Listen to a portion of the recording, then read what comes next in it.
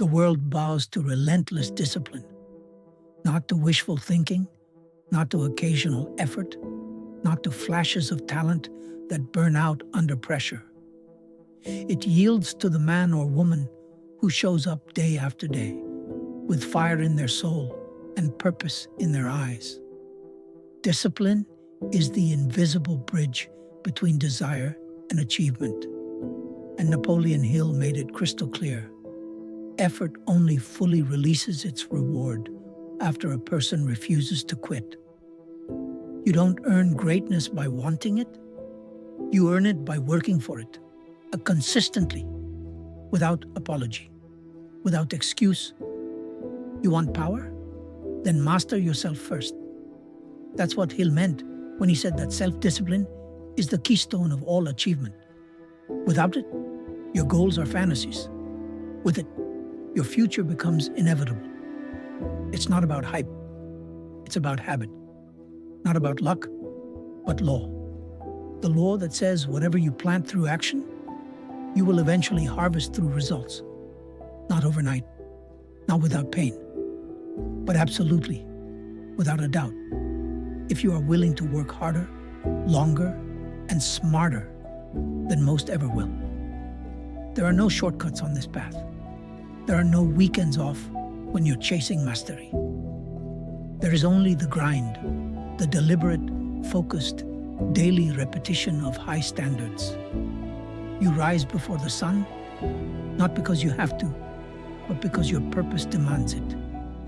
You train your mind to obey when your body wants to quit.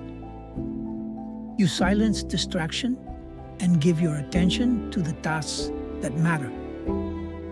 You eliminate everything that weakens your edge, because discipline is doing what needs to be done, especially when you don't feel like doing it. Napoleon Hill called this organized effort directed toward a definite purpose. That means your discipline must be aimed. It must serve something bigger than convenience or money. It must align with your definite chief aim, the one goal that defines who you become. Once that purpose is clear, your habits become weapons. Your time becomes sacred. Your discipline becomes non-negotiable. And that's when momentum takes over. Look around you. The average are drowning in distraction, addicted to ease, obsessed with pleasure and allergic to pressure. But the uncommon ones, the discipline, they don't scroll, they sculpt. They don't dabble, they dominate. They don't wait for motivation, they move without it. Because they understand that while motivation is a mood, discipline is a decision. A decision made once and honored daily, no matter the mood, no matter the weather, no matter how hard it gets. You weren't born to coast. You weren't built to settle. You were created to work, grow, suffer, and rise. And the only way to do that, sustainably, powerfully, is through relentless discipline. Discipline that makes no excuses. Discipline that holds itself accountable. Discipline that says, I may not be the most talented, but I will outwork you. I will outlast you.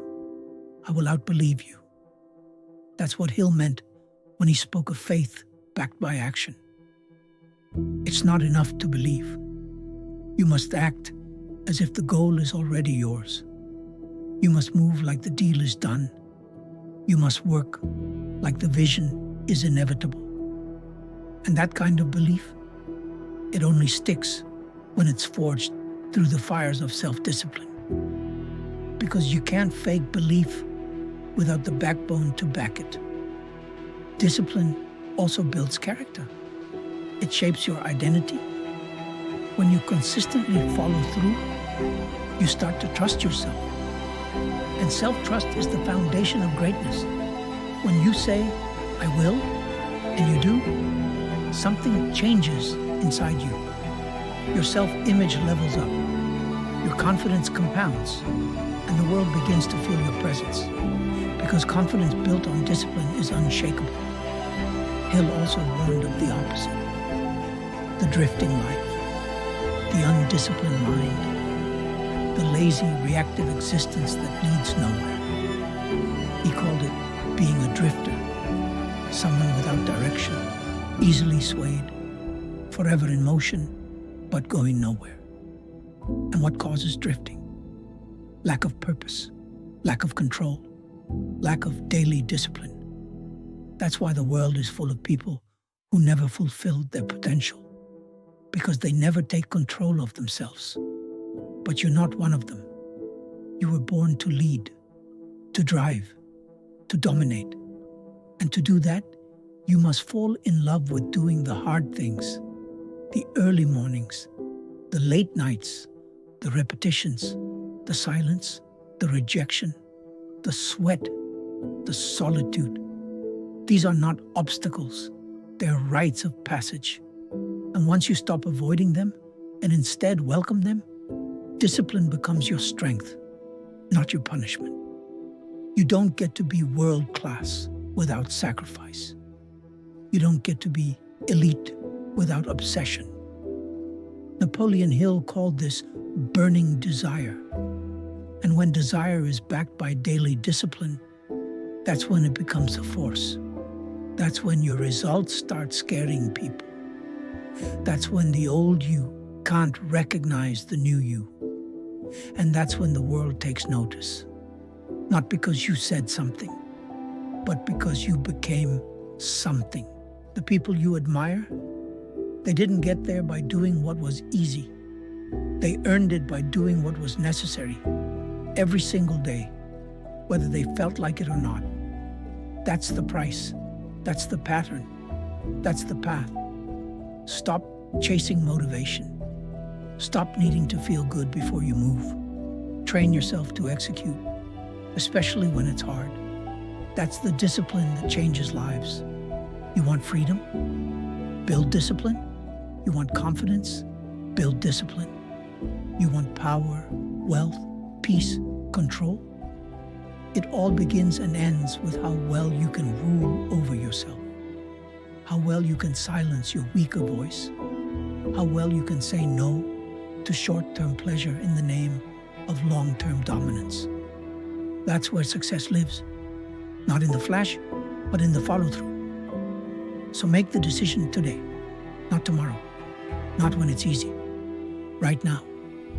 Declare that you will become a machine of execution, a force of habit, a master of self. The world won't hand you success, but it will bow to the man who takes it, not with noise, but with quiet, consistent, unapologetic discipline. You want the crown? Earn it in the dark. You want to be a legend? Bleed for it when no one is watching. You want the world to remember your name? Then move like a savage with standards. High ones, relentless ones. Because in the end, it's not who works hardest once, it's who refuses to stop. So rise, grind, build and repeat. Do it again tomorrow, and the next day, and the next. Because when discipline becomes your identity, the world no longer has a choice. It bows.